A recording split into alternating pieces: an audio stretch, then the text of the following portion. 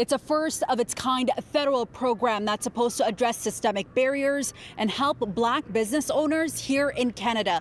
It was set to be launched in May, but here we are 12 days in, and one business says they haven't been able to access the supports or any information. I just don't want it to be a PR stunt. Like, don't use the Afro-Canadian community, Black History Month, all the things that have been going on in our society today with racial equality. Just as they were making plans to get their fitness business up and running, Paul and Anel Coley were excited to hear about the Black Entrepreneurship Program, a partnership between the federal government, Black-led business organizations, and financial institutions with an investment of $221 million over 4 years. It's not just funding. It was, it was mentorship. It was resources. It was, when you started, you can actually have be able to tap into somebody and say, are you on the right path?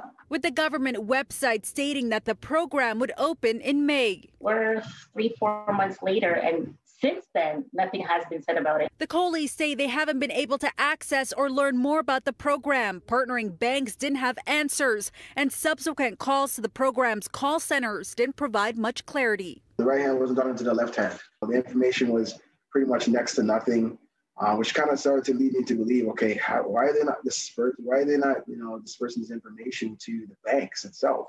If they're supposed to be partners, they're partners. CityNews asked the feds when participants would be able to access these supports. A statement from Innovation, Science and Economic Development Canada reads, quote, "The Government of Canada understands how urgently this support is needed and how important it is to get it right. The Federation of African Canadian Economics is working on the delivery of the loan fund along with participating financial institutions. There was a tremendous response to the call for applications for the Ecosystem Fund and the Knowledge Hub in December and January. The Government of Canada will have more to say on these components soon."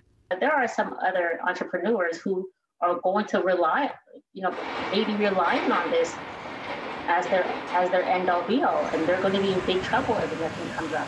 The couple says they're still hoping to get their business launched, but fear many other entrepreneurs have been depending on this federal program for supports.